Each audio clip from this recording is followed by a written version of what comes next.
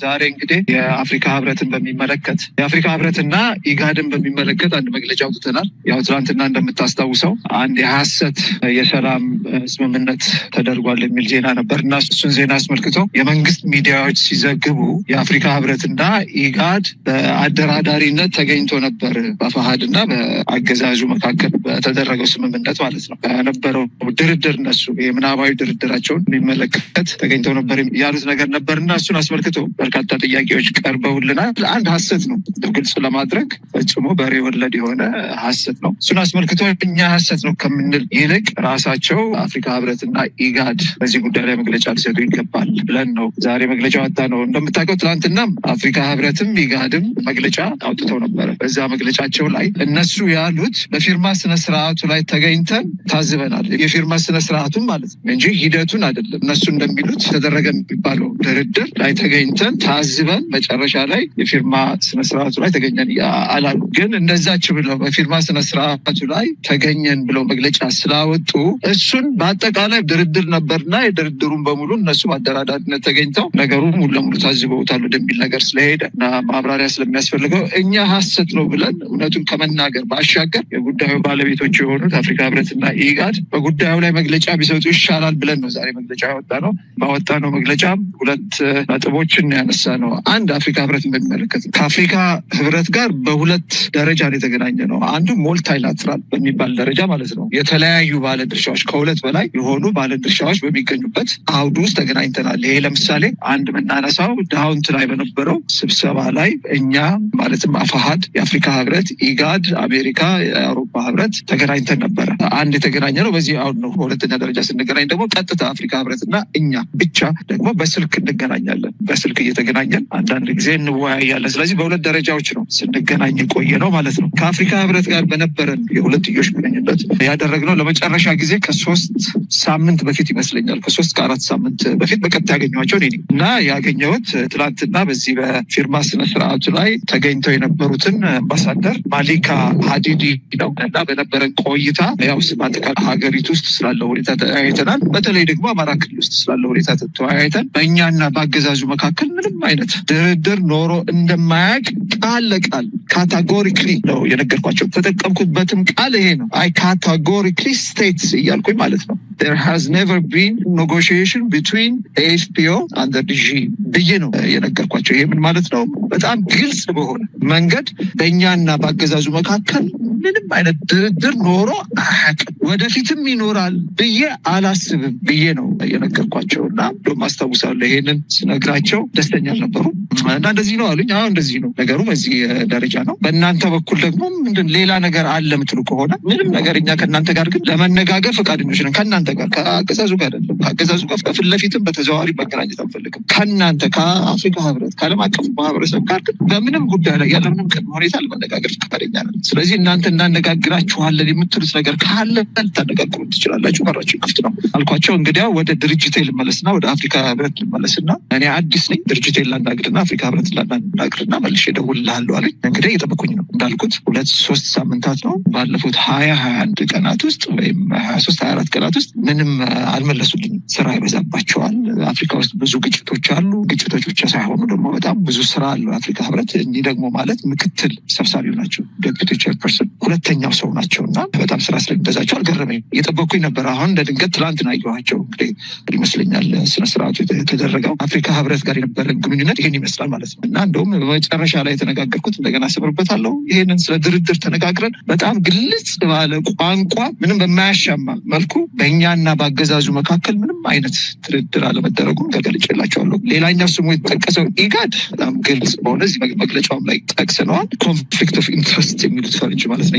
ወርቅነህ ገበየሁ ናቸው። ወርቅነህ ገበየሁ ደግሞ ማለት የኢህአዴግ ብልጽግና ከፍተኛ አመራር የነበሩ ፌዴራል ፖሊስ የነበሩ እኔን ደግሞ በግሌ ለረዥም ዘመን ሲያሳድዱኝ የኖሩ እሳቸው ይመሩት በነበረው ፌዴራል ፖሊስ ተገልብጬ የውስጥ እግሬ ሲገረፍ ነው ማስታወሳቸው። እሳቸው ማለት ነው እሳቸው ይመሩት ነበር ፌዴራል ፖሊስ እና እንግዲህ እሳቸውን ገለልተኛ አካል ብሎ መቀበል በጣም ያስቸግራል። ስለዚህ ፊት ለፊት አፍሪካ ህብረት ጋር እንደምናደርገው የሁለትዮሽ ግንኙነት የለም። ከኢጋድ ጋር ኮንፍሊክት ስላለ ማለት ነው። ግን ከኢጋድ ጋር ሞልታይላትራል ቅድም እንዳልኩት ከሁለትዮሽ በላይ የሆኑ አካላት ባለው አውድ ውስጥ ተገናኝተናል። እሱም አንድ ጊዜ እንዳልኩት ዳውንት ላይ ማለት ነው። ስለዚህ ከኢጋድ ጋር ምንም ግንኙነት የለንም። ይሄ ነው ብሎ ነገር የለም። ይሄ መግለጫችሁ በዋናነት ማብራሪያ መጠየቅ ነው። ሰሞኑን ተካሄደ የተባለውን ድርድር በተመለከተ በእርግጥም ሁለቱም አካላት ኢጋድም የአፍሪካ ህብረትም አድንቀውታል። ይሄ በጣም ወሳኝ የሆነ ቀጠናው ላይ ያለውን ሰላም ለማጠናከር እድል የሚሰጥ ነው ብለው አሞግሰውታል፣ አወድሰውታል። ትልቅ ምስክርነት ነው የሰጡትና ይሄ ደግሞ በኢትዮጵያውያን ዘንድ ከፍተኛ መነጋገሪያ ሆኗል። ስለዚህ ማብራሪያ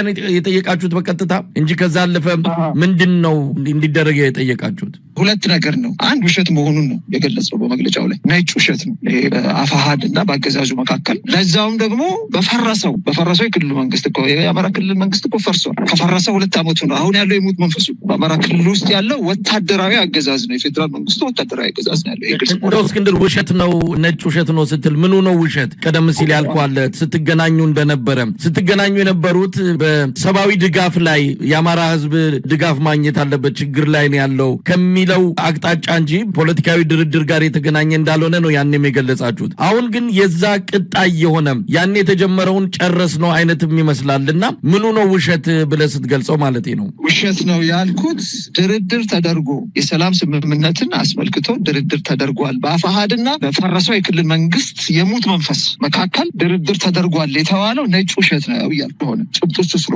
አየር ላይ የዋለው በአገዛዙ በኩል በጣም የሚገርመው እንደው ከፌዴራል እንትኑ ጋር አይደለም፣ ከፌዴራል መንግስቱ ጋር እንኳን አይደለም፣ ከፌዴራሉ አገዛዝ ጋር እንኳን አይደለም እየተዋጋን ያለ ነው ከፌዴራሉ መከላከያ ጋር። እንዳልኩት የክልሉ መንግስት ፈርሷል። 2 ዓመቱ የለም ፈርሷል፣ ሞቶ ተቀብሯል። እና እንደው ድርድሩ እንኳን ተደረገ የሚባለው ከዚህ ከሙት መንፈስ ጋር ነው። እና እሱ ነው ነጭ ውሸት ነው ያልኩት። ከነዚህ ተቋማት የተደረገው ግንኙነት ነጭ ውሸት ነው ያልኩኝ አይደለም። ምን ችግር አለው ከነሱ ጋር? ዓለም አቀፍ ተቋማት ናቸው። ኢጋድ በወርቅነህ ገበየሁ የሚመራ ቢሆንም ኢጋድ የወርቅነህ ገበየሁ አይደለም፣ በአፍሪካ ቀንድ ያለው ሀብት ነው። ስለዚህ ለዛ እውቅና ሰጥተን ነው ያገኘ ነው። ልክ እንደ አፍሪካ ህብረት ማለት ነው። የአካባቢው ተቋም ነው። አፍሪካ ህብረት አህጉራዊ ተቋም ነው። ኢጋድ ደግሞ የአካባቢ የአፍሪካ ቀንድ ተቋም ነው። ስለዚህ ለዛ እውቅና ሰጥተን ክብር ሰጥተን ነው እንደገናኝ የተደረገው። ከነሱ ጋር ተገናኝተናል። የተገናኘ ነው በምን ጉዳይ ላይ ነው? ከዚህ በፊት እንደተባባለው ከድርድር ውጭ በ3 ጉዳዮች ላይ ለመነጋገር ነው ብለናል። ፕሮግራማችን እናስታውቀናቸዋል።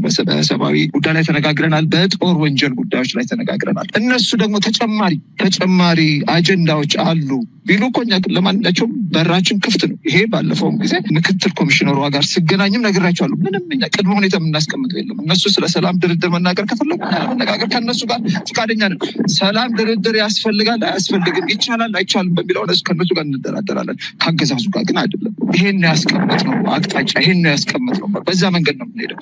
ስለዚህ መግለጫችን ላይ ያለው ይህ ጭብጥ ነው ማለት ነው። ምናልባት ያ ግንኙነታችሁ ዛሬ ማስረሻ ሰጤ ብቻውን ሄዶ ምክንያቱም በዚህ ጉዳይ ላይ የሚመለከተው እሱን እንደነበረ አሁን ደብዳቤም እያወጣ ይገኛል። እሱ ነው የዚህ ጉዳይ የውጭ ጉዳይም ስለነበረ በቀጥታ ከነዚህ ሰዎች ጋር የሚደረገውን ግንኙነት ይመለከተዋል። ስለዚህ አሁን ቀጥታ ስለሚያገኛቸው ያ የተጀመረውን ነው የጨረሰው የሚለውን የአንዳንዶች ድምዳሜ እንደው ማጣጣል ይቻላል። ያኔ እናንተ ክፍተት ባትሰጡ ኖሮ ዛሬ ማስረሻ ይህንን አጋጣሚ ተጠቅሞ ብቻውን ሄዶ እንዲህ አይነት ስምምነት ተፈራረመ ወደሚል መደምደሚያ ላይ አይደረስም ነበርና ያ ክፍተት ምናልባት ለዛሬው ችግር አላመጣም ብሎ መደምደም ይቻላል። ምን ክፍተት ማለት ምን ማለት? ያኔ ባትገናኙ ኖሮ ያኔ ግልጽ ነገሮችን ብታረጉ ኖሮ ዛሬ ማስረሻ ሰጤም አፋድን ወክሎ ለመደራደር ምንም አይነት መነሻ አይኖረውም ነበረ። ያኔውን ክፍተትና ያኔውን አጋጣሚ ተጠቅሞ ነው ይህንን እርምጃ የወሰደው የሚለውን የብዙዎችን ስጋት በተለይ አፋድ ያኔ ግልጽ ያላደረጋቸው ነገሮች ናቸው ዛሬ እንዲህ አይነት አጋጣሚን እንዲፈጠር ያደረገው የሚልም ድምዳሜ ይሰጣሉ እኮ። ምንድን ናቸው እነዚያ ግልጽ ያላደረግናቸው ነገር? መጀመሪያ ነገር ከመርህ አኳያ አንድ ሰው ከመካከላችን ሊከዳ ይችላል ተብሎ ከዓለም አቀፉ ማህበረሰብ ጋር እንዳንገናኝ በር መዝጋት ነበረብን። ክፍተት የምንለው ይሄንን ነው። ይሄ ከሆነ ስህተት ነው፣ የተሳሳተ ድምዳሜ ነው። አንድ ይሄ አለ። ሁለት ደግሞ ምንድነው እኛ ግልጽ ያላደረግነው ነገር? እስቲ ነገር ምንድነው ግልጽ ያላደረግነው? በጊዜው ተገናኘን፣ ተነጋገርን፣ ለህዝብ እኮ ተናገርን፣ ተገናኝተናል፣ በዚህ ጉዳይ ላይ ተነጋግረናል ብለን ነገሩን ዘግተነዋል። ምንድነው የት ጋር ነው የኛ እንከን? የት ጋር ነው የኛ ጥፋት? የትም ቦታ ላይ የለም። ምናልባት ከነሱ ጋር መገናኘቱ አስፈላጊነቱን በተመለከተም የአማራ ፋኖ እንቅስቃሴዎች ገና ባልጠነከሩበት ወደ አንድነት የሚደረጉ ንግግሮች ገና መስመር ላይ ያሉ በተናጠል የሚደረጉ እንዲህ አይነት ግንኙነቶች ክፍተትን ይፈጥራሉ። እናንተ መልካም ነገር እንኳን አስባችሁ ብታደርጉትም አንድ ባልሆነ ቤት ውስጥ እንዲህ አይነት እንቅስቃሴ ሂደት መጀመሩ የበለጠ የፋኖን አንድነት ያናጋል የሚል ስጋት የነበራቸው ወገኖች ናቸው። ነገሩን ግልጽ ካደረጋችሁት በኋላም ደግሞ ሜዳ ላይ የቀረ ያልተሰበሰበ ነገር ነበረ። ማስረሻ ሰጤም ይህንን ተጠቅሞ ነው መጨረሻ ላይ እንዲህ አይነት በጣም አሳፋሪ በሆነ የሰላም ድርድር በተባለ መልኩ ሂደቱ ተጠናቀቀ ተብሎ የተገለጸው። ምናልባት ይህንን ክፍተት ነው ማስረሻ የተጠቀመውና ይህንን እንደው በደንብ ለህዝብ ግልጽ ማድረግ ነበረብን ብላችሁ አታምኑ? በመጀመሪያ ነገር ክፍተት አለው በሚለው ነገር አንስማማም። ክፍተት አልነበረም። ድርጅት መስርተናል። ድርጅታችን ትግል ያሻግራል ብለን እምነት የጣልንበት ድርጅት ነው። እንደዛ ብለን እስካመንበት ድረስ የዲፕሎማሲ ትግል ያደርጋል፣ የፖለቲካ ትግል ያደርጋል፣ ወታደራዊ ትግል ያደርጋል፣ የፕሮፓጋንዳ ትግል ያደርጋል፣ ሁሉንም ትግል ያደርጋል። ሁለገብ የሆነ ሁሉን አቀፍ የሆነ ትግል ነው የሚያደርገው።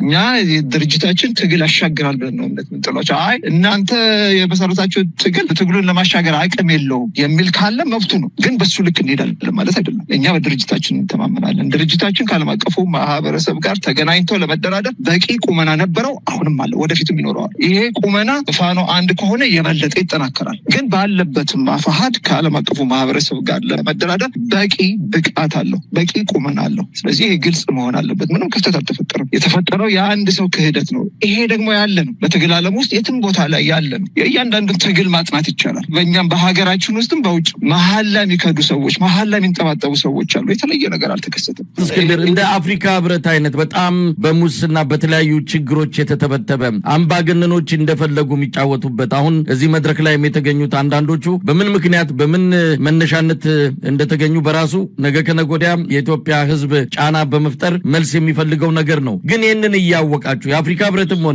ኢጋድም የአብይ አህመድ ቀኝ እጅ የሆነ ወርቅነህ ገበየሁ ያለበት መሆኑ እነዚህን ነገሮች እያወቃችሁ ከነዚህ አካላት ጋር ግልጽ ያልሆነ በራሳቸው በብዙ ችግሮች የተተበተቡ ተቋማት ጋር እንዲህ አይነቱን ሂደት መጀመሩ ምን ያህል ውጤት ያመጣል ብላችሁ አስባችሁ ነበረ? አፍሪካ ህብረትም ያስፈልጋል፣ ኢጋድም ያስፈልጋል። አፍሪካ ህብረትም አገዛዙ አይደለም፣ ኢጋድም ያገዛዙ አይደለም። አፍሪካ ህብረት የሀገራት ስብስብ ነው። እንደውም አፍሪካ ውስጥ የሚነሱ ዋና ወይም ትላልቅ ጉዳዮች መፈታት ያለባቸው በአፍሪካ ህብረት ጥላ ስር ነው። ኢትዮጵያ ውስጥም ላለ ችግር አፍሪካ ህብረት ያስፈልገናል። አፍሪካ ህብረት ችግር አለበት፣ እውነት ነው። ችግሩን ችለን ግን ማብቃት አለብን። የዛ ማብቃት ሂደት እኛ አካል መሆን አለብን። እንደውም አካሉ ነን፣ መስራቹ ነን እኮ፣ መንፈሱ ነን እኮ ለአፍሪካ ህብረት። ስለዚህ አፍሪካ ህብረት ኢትዮጵያ ውስጥ የሚመጣ መፍትሄ ካለ ወይም ያለም አቀፉ ማህበረሰብ ጥረት ካለ ኢኒሺዬቲቭ ካለ አፍሪካ ህብረት የዛ አካል መሆን አለበት። ለአፍሪካዊ ችግሮች አፍሪካዊ መፍትሄ ብለናል። የዚህ መንፈስ የዚህ መርህ እኛ ደጋፊዎች ነን። ደጋፊ ሁሉ ጊዜ ከአውሮፓ ወይም ከአሜሪካ መፍትሄ ወደ አፍሪካ መምጣት የለበትም። ስለዚህ አፍሪካ ህብረት አፍሪካ ውስጥ ለሚከሰት ማንኛቸውም ችግር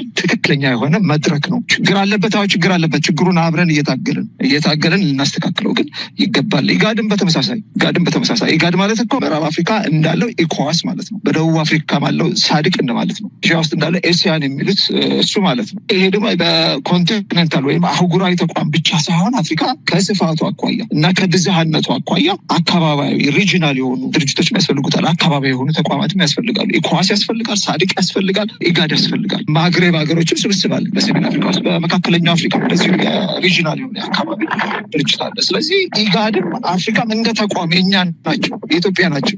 እነዚህን መግፋት የለብንም። ዓለም አቀፉ ማህበረሰብ በኢትዮጵያ ጉዳይ እንዲገባ እንፈልጋለን። የአፍሪካ ህብረትም፣ ኢጋድም፣ አውሮፓ ህብረት፣ አሜሪካን፣ የተባበሩት መንግስታትም ሁሉንም አቀፍ መሆን አለበት። ስለዚህ እነዚህን ተቋማት አፍሪካዊ የሆኑ ተቋማት የራሳችን የሆኑ ተቋማት ማግለል የለም ብለን እናምናለን እና ስለዚህ የነበረው ከእነሱ ጋር መገናኘታችን ትክክል ነው። በዛ ላይ ደግሞ ከአፍሪካ ህብረትና ከኢጋድ ጋር የተገናኘ ነው አሜሪካና አውሮፓ ህብረት ባሉበትም አሁን ከአውሮፓ ህብረትና ከአሜሪካ መንግስት ጋር እኮ የሁለትዮሽ ግንኙነት አለን። ሁሉ ጊዜ እንገናኛለን፣ ከነሱ ጋር እነጋገራለን። በሁለትዮሽ ግንኙነት ያልተገናኘ ነው ቅድም እንዳልኩት የጥቅም መጋጨት ስላለ ወርቅነህ ገበየሁ ስላሉ አናቱ ላይ ስላሉ ከኢጋድ ብቻ ነው እንጂ ከአውሮፓ ህብረት ጋር እነጋገራለን፣ ከአሜሪካ መንግስት ጋር እነጋገራለን፣ ከአፍሪካ ህብረት ጋር እነጋገራለን፣ ከሌሎችም የአውሮፓ ህብረት ጋር እንደ አውሮፓ ህብረት ብቻ አይደለም፣ ዩሮፒያን ዩኒየን ብቻ ሳይሆን ከእንግሊዝ መንግስት ጋር፣ ከጀርመን መንግስት ጋር፣ ከስዊድን መንግስት ጋር እንገናኛለን። ስለዚህ ይሄ የትግሉ አካል የምትገናኙት የአማራ ህዝብ ላይ የደረሰውን በደል ደረሰ ያለውን አጠቃላይ ከዘር ማጥፋት ጋር በቀጥታ የሚገናኘን ወንጀሎችን በተመለከተ